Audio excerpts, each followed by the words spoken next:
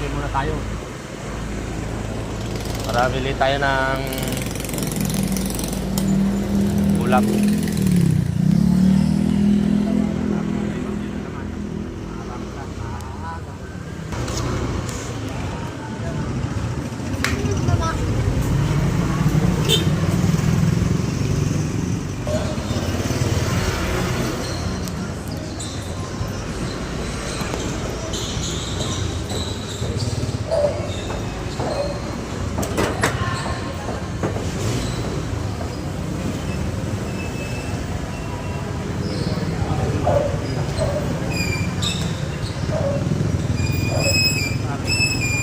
Ha? Traffic ngayon dito. Ano kaya meron?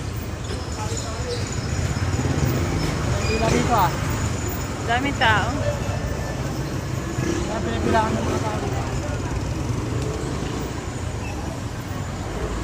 Hindi tayo makadaan dito. Pila lang kayo dito kung bibili kayo.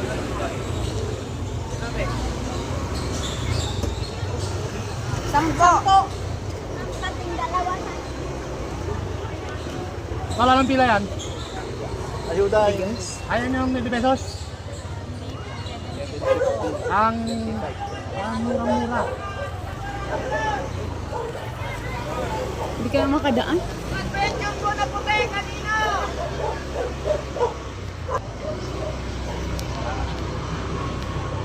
Ano daw sabi niya? 750 ang kilo ng buko pandan. Ay, Ang sako. 1/4. Ay, 25. Ha?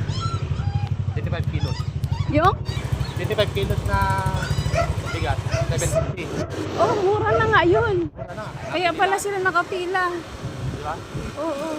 Kaya pala. Kaya pala pinipilaan. Binigay na ng parang Parang pamigay na lang. Oo, pwede pala yun. Ganun. Kasi ang kilo ng buko pandan is 40.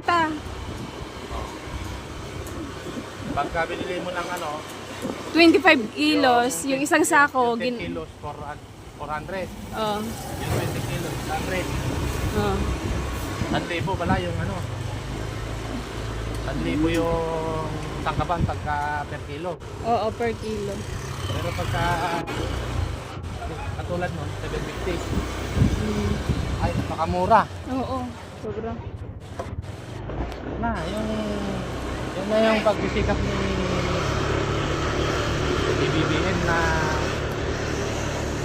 gustong pababain ng mga bilihin sa Pilipinas. Ngayon, napapakinabangan na ng taong bayan. Malaking ginhawa din yan. Diba? Okay. Meron pala dito sa Montalban. Oh. Kaya pala ang haba ng pila. Di na tayo makapasok dun sa pinakadulo kasi daming tao talaga. Eh, sino ka naman pipila kung ganyan kamura yung bilihin? Malaking pa, malaking Mas bagay maganda nga yung ganyan na lang pala. Eh, yung 250 pa na exception mo, pag hindi mo kano, pwede mong ibili ng ulam. Ayan, okay na. Parang sa 25 kilos lalabas na magkano yung kilo ng sa 750.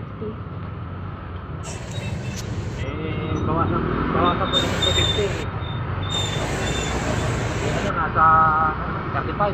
Oh, 35 ang kilo. 35 na. Dami mga Ngayon lang to nag-traffic dito. Dami yung tricycle, oh, yun. Ayun, may binili na si ate doon. Inamihan niya ng bumili eh. Dami nga nabili. Dami pa.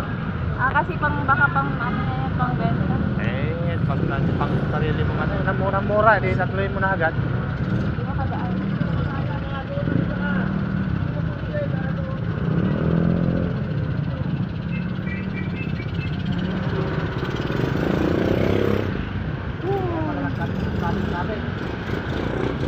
Traffic na.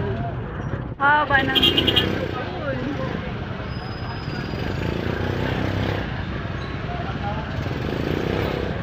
Residential area to eh.